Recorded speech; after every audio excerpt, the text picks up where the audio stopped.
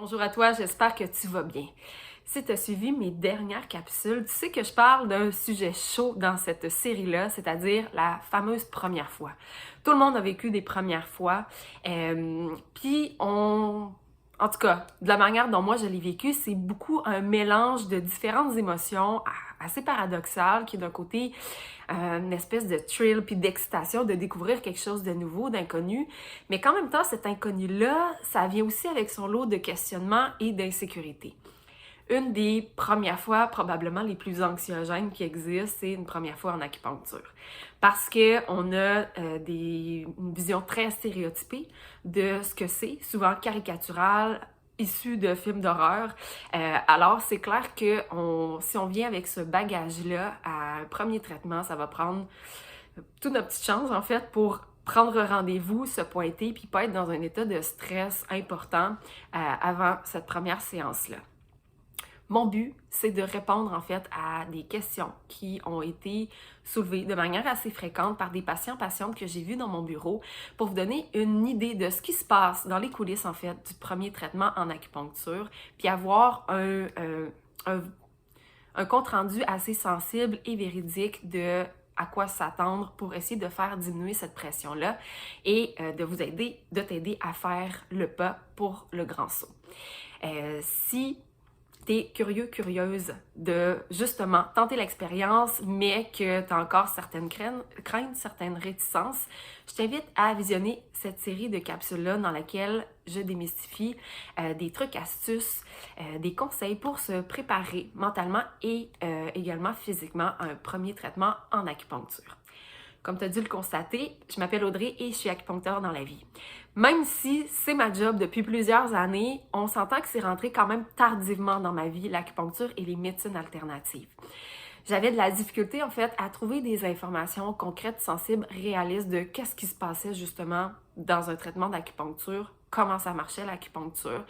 Ce qui a fait en sorte que j'ai décalé pendant plusieurs années le fait de prendre un premier rendez-vous pour essayer de régler ou diminuer des symptômes qui m'incommodaient beaucoup.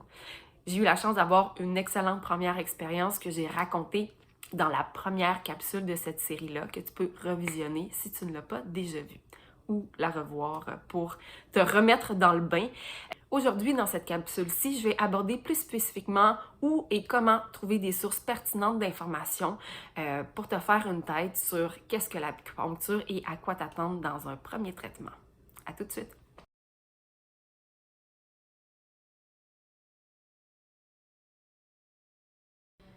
Donc, quelles sont les sources que tu devrais prioriser pour avoir de l'information pertinente par rapport à l'acupuncture? Bien, tout d'abord, je te dirais que les témoignages de nos proches, c'est pas mal winner parce que c'est des personnes qui nous connaissent bien et qui vont être en mesure de voir de quelle manière ça pourrait être utile, pertinent dans ta vie.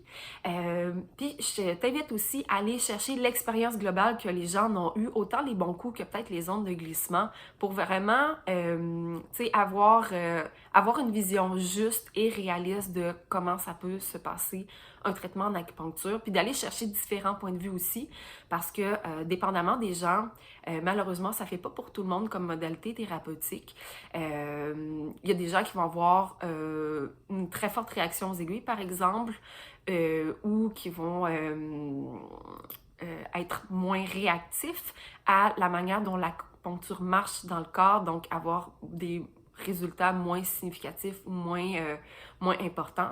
Donc, vraiment d'aller chercher des témoignages ici et là de différentes personnes, ça, c'est vraiment une bonne première chose à faire, je crois, pour avoir une première opinion à l'extérieur des films d'horreur de ce que c'est l'acupuncture. Sinon, il existe deux sites web très bien faits qui sont celui de l'Ordre des acupuncteurs du Québec et celui de l'Association des acupuncteurs du Québec.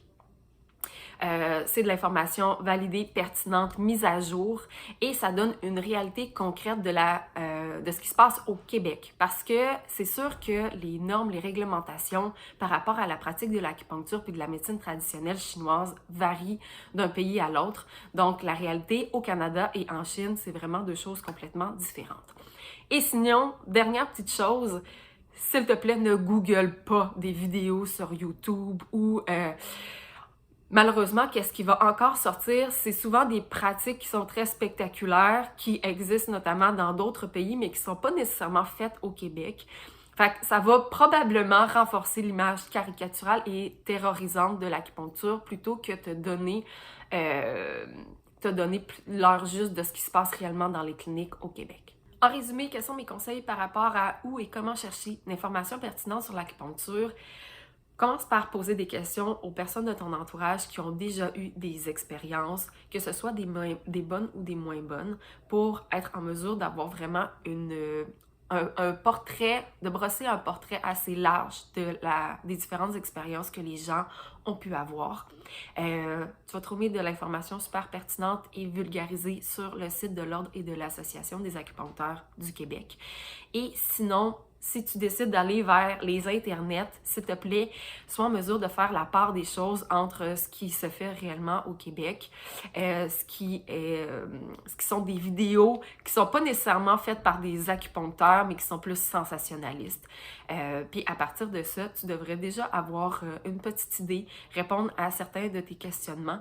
Sinon, c'est clair que moi, comme thérapeute, je demeure toujours disponible pour prendre des appels, pour répondre à des messages, à des questions des gens, à partir de ma propre pratique et de la manière dont moi, je décide de faire de l'acupuncture ma profession. Si tu as trouvé cette vidéo-là intéressante, pertinente, je t'invite à cliquer sur j'aime et à la partager à d'autres personnes de ton entourage qui pourraient être curieuses d'en savoir plus sur les coulisses de l'acupuncture. Si toi, tu désires approfondir ta connaissance des bienfaits de la médecine traditionnelle chinoise et de l'acupuncture, tu peux télécharger mon guide « Comment soulager efficacement 7 maux du quotidien » en cliquant sur le lien ci-dessous.